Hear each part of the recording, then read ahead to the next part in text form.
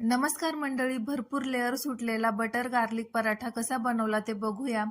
गरम तेल घेतले कडकडीत, त्यामध्ये लसूण पाकळ्या टाकून घेतल्या.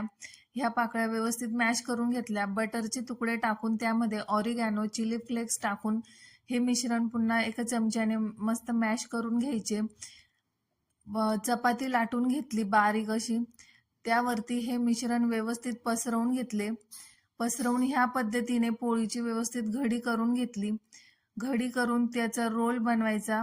त्या रोलवरती तीळ आणि कोथिंबीर टाकून पराठा मस्त लाटून घ्यायचा.